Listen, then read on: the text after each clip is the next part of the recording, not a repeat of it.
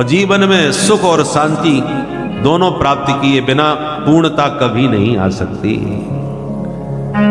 इसलिए मैत्रेय जी कहते हैं, विदुर जी महाराज, संसार में सुखाभास है और जीव पूरा जीवन इसी संसार में सुख की खोज करता रहता है। अरे किराए के मकान में रहते हैं, बड़े परेशान है महाराज, जब तक अपना मकान नहीं हो तब तक आनंद नहीं है। मकान बना लिया, सुखी हो गए, मकान बना तो बड़ा आनंद आया, वह सबको बुलाया, गृह प्रवेश कराया। तो आप जो आनंद की अनुभूति अनुभव कर रहे हैं वो घर का आनंद नहीं है। आप कहोगे घर बना इसलिए आनंद मिला, यदि घर से ही आनंद मिला होता तो जब तक घर रहता तब तक वो आनंद भी रहता, पर ऐसा नहीं हुआ।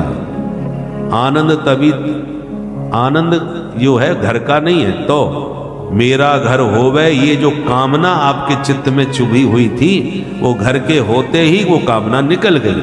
तो जैसे पैर में कांटा चुभ जाए और निकलने पर चैन मिलता है, जैसे दांतों के बीच कोई तिनका फंस जाए तो जीभ उसी को कुरेदती रहती है और जब तक वो निकल ना जाए तब तक चैन नहीं मिलता।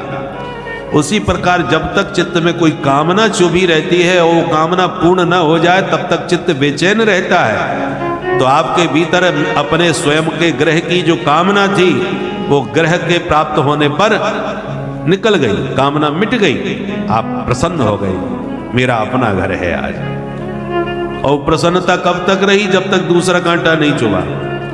बोले घर तो बहुत बढ़िया है पर यहाँ गर्मी बहुत भयंकर पड़ती है, एयर कंडीशन होना चाहिए। तो जब तक पूरा एयर कंडीशन नहीं हुआ तब तक थोड़ा उथल पुथल रही। जब पूरा एयर कंडीशन फिट हो गया तो खुश हो गया, अब हो गया तरावट आ गई साहब। पर क्या करें, शहर से काफी दूर पड़ता है, बिना गाड़ी के तो आने जाने में बड़ी तकलीफ होती है, गाड़ी तो एक होना चाहिए। ऐसी एक के पीछे एक कांटे चुभते रहते हैं, आप जीवन भर उन कांटों को निकालते रहते हैं, वास्तविक शांति नहीं मिल पाती। भगवत गीता के दूसरे अध्याय के अंत में भगवान कहते हैं, जीवन में शांति चाहते हो तो हम बताते हैं उपाय। क्या? बोले विहाय कामान्य सर्वान् पुमाश्चरति निस्पृह निर्ममो निरहंकारः सशान्तिम् अधिगच्छति। वही व्यक्ति परम शांति को प्राप्त होगा। कब? कौन? सर्वान कामान विहाय, सारी इच्छाओं को, कामनाओं को चित्त से निकाल के फेंक दो। अपनी स्वयं की कोई इच्छा मत रखो मन में। बजाई विधि राखे राम ताई विधि रही है।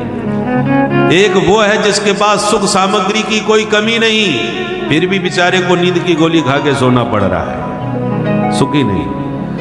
और एक वो मस्त महात्मा है जो पीपल के नीचे ही लेटा पड़ा है, कुटिया झोंपड़ी तक भी नहीं, पिप्पलायन, पिप्पल ही जिसका अयन है।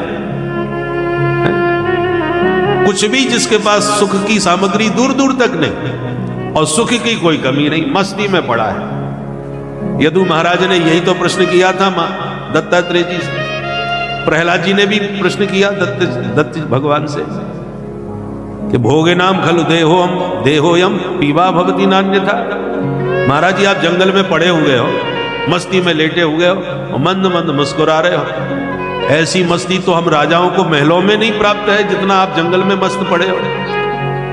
खाने की कोई सामग्री यहां नहीं है पर आप तो हृष्ट पुष्ट नजर आ रहे हो। बिना भोग किए खाए पिए कोई इतना मस्त नहीं हो सकता। तो भोग सामग्री है नहीं और मस्ती में आपके कोई कमी नहीं। ये विरोधाभास क्यों?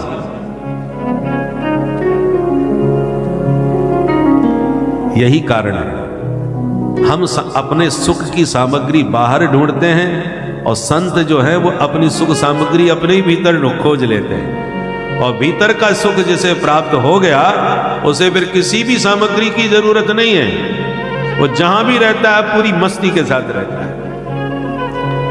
अजगर करे न चाकरी, पंक्षी करे न काम, दास मलुका यूं कहें सबके दाता राम।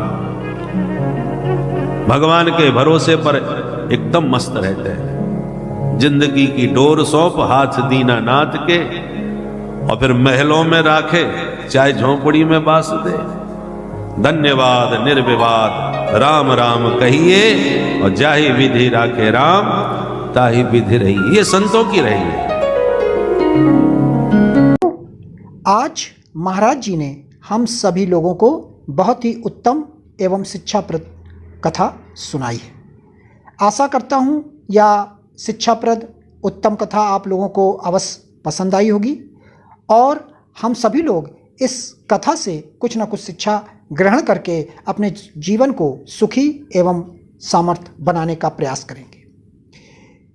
मित्रों, अगर यह वीडियो आप लोगों को पसंद आया हो तो इस वीडियो को लाइक करें और अधिक से अधिक लोगों को शेयर भी करें, जिससे कि और भी लोग इस कथा से कुछ न कुछ शिक्षा ग्रहण करके अपने जीवन को सुखी बना सकें।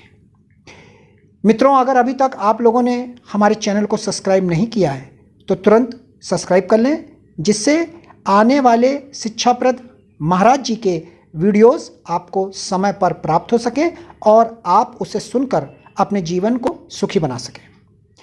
तो कल फिर किसी ना किसी शिक्षाप्रद महाराज जी के वीडियोस के साथ आप लोगों के समक्ष प्रस्तुत होंगे।